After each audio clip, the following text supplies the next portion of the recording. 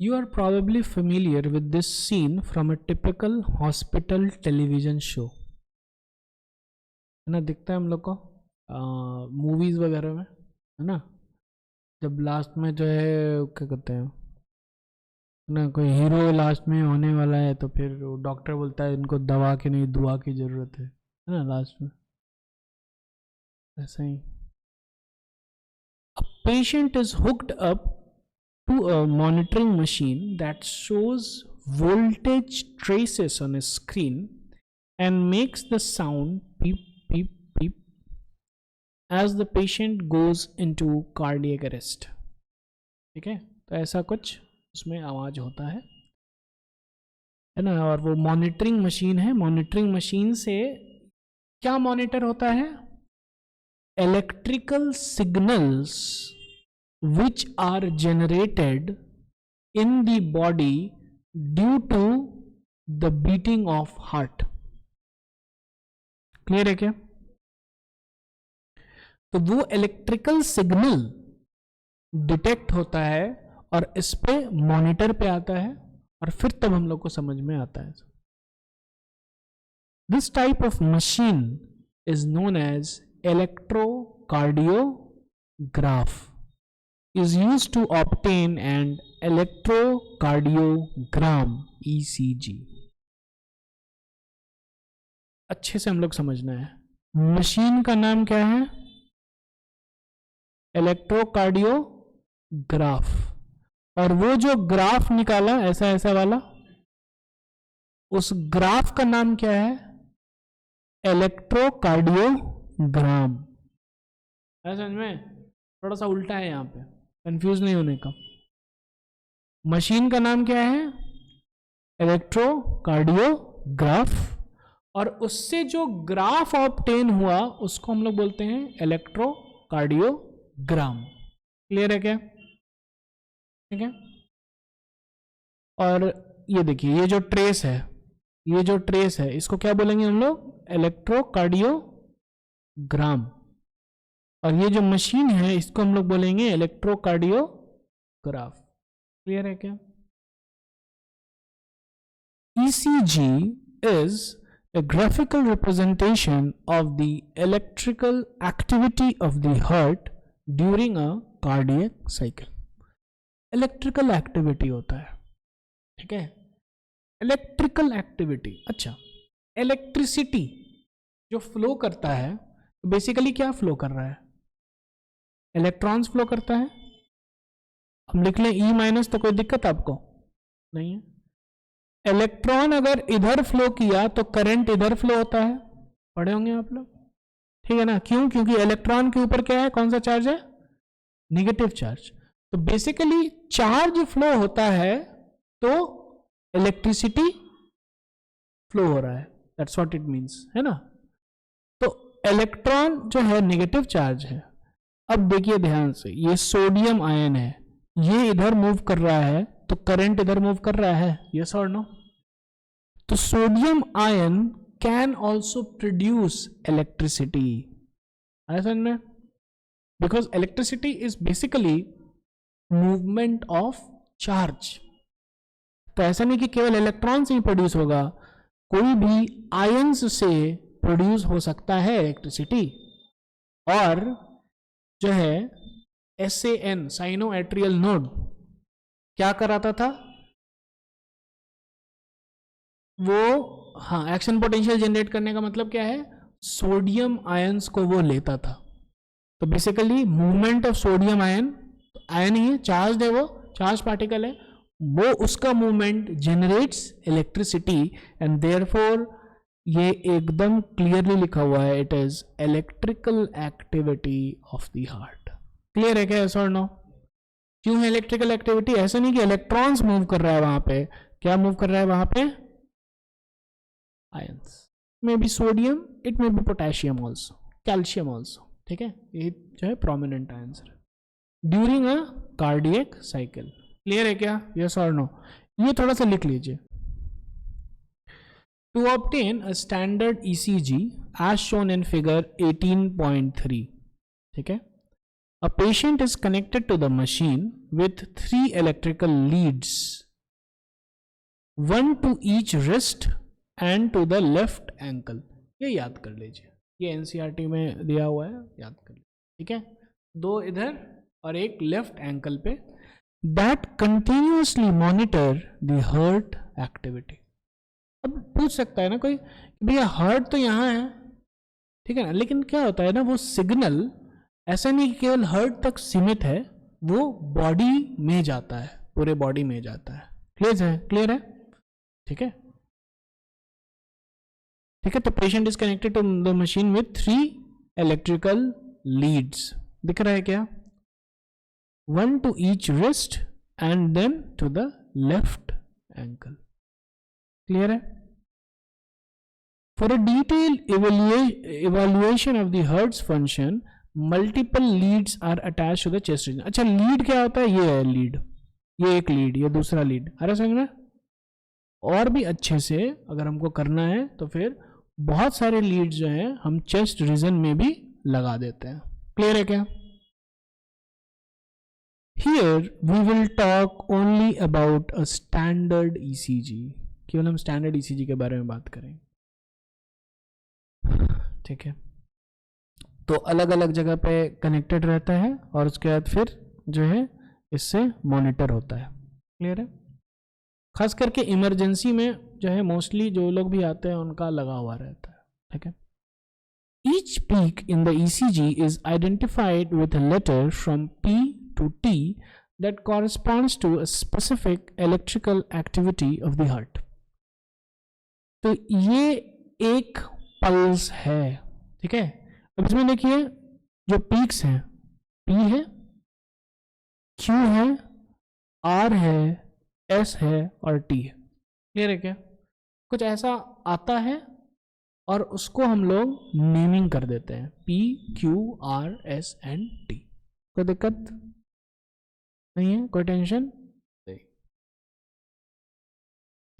The P wave represents the electrical excitation or depolarization of the atria. अब जो cardiac cycle में हम लोग पढ़े थे उसको हम लोग रिकैप करेंगे, रिकॉल करेंगे, ठीक है। तो सबसे पहले क्या होता था, साइनो एट्रियल नोड SAN क्या करता था, एक्शन पोटेंशियल जनरेट करता था और डीपोलाराइज करता था किसको, एट्रिया को, याद है। तो एट्रिया में क्या हो गया, डीपोलराइजेशन हो गया एट्रिया में, which leads to the contraction of both the atria, ठीक है। तो ये सबसे पहला वही हुआ है। क्लियर है क्या, दिख रहा है क्या, सबसे पहला वही हुआ है। तो यहां से basically the contraction of the atria is shown by P। Clear है, यस और नो, ठीक है। Next, the QRS complex represents the depolarization of the ventricles, ठीक है, which initiates the ventricular contraction, ठीक है। अच्छा देखिए, पहले क्या होता था, एट्रिया जो है क्या होता था, कॉन्ट्रैक्ट करता था, उसके बाद फिर एट्रियम रिलैक्स करता था, यस और नो। एट्रियम फिर रिलैक्स करता था और जैसे ही एट्रियम रिलैक्स कर रहा है वैसे ही वेंट्रिकल्स कॉन्ट्रैक्ट करता था, ठीक है ना। तो अब ये जो पल्स है इसमें एट्रियम का रिलैक्सेशन नहीं दिख पाता है, क्यों, क्योंकि वेंट्रिकल इतना जोर से कॉन्ट्रैक्ट करता है ना कि वेंट्रिकल का जो डीपोलराइजेशन है वो डोमिनेट कर जाता है, इसीलिए एट्रियम का जो रिलैक्सेशन था उसका इलेक्ट्रिकल सिग्नल हम लोग को नहीं दिख पाता है। क्लियर है क्या? एट्रियम कॉन्ट्रैक्ट किया, उसके बाद फिर एट्रियम रिलैक्स करेगा, तब तक वेंट्रिकल कॉन्ट्रैक्शन शुरू हो चुका है। तो जैसे तो अब एट्रियम जो रिलैक्स किया तो रिलैक्स में भी इलेक्ट्रिकल सिग्नल है।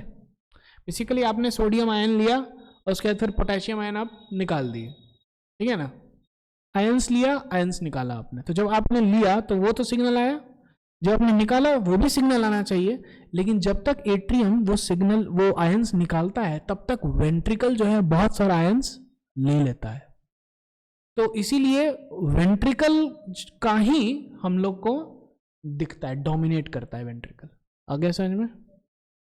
यस और नो? क्लियर है क्या? जैसे कि फॉर एग्जांपल एक है ना, देखिए ध्यान से, आयन है ना, 2 इलेक्ट्रॉन्स इधर से आया, लेट अस से, है ना, ये 2 आयन्स आया इधर से, तो 2 आयन निकलेगा। क्लियर है क्या? तो 2 आयन आया, वो डिटेक्ट कर लिया, लेकिन जब तक ये 2 आयन निकलता तब तक 50 आयन आ गया है, तो 2 आयन का पता चलेगा? नहीं पता चलेगा। आगे समझ में? तो इसीलिए एट्रियम का रिलैक्सेशन डिटेक्ट, ठीक है, मतलब कि ओवर पावर हो जाता है। ऐसा नहीं कि डिटेक्ट नहीं होता है, लेकिन वो सेपरेटली डिस्टिंक्टली नहीं दिखता है। क्लियर है? इसी में उसका, इसी में योगदान है, ठीक है, इसी में योगदान है। तो ये देखिए ध्यान से, QRS complex, QRS complex represents the depolarization of the ventricles which initiates the ventricular contraction. Clear है क्या? यस और नो? और वेंट्रिकल का कॉन्ट्रैक्शन बहुत ज्यादा होना है ना, क्यों?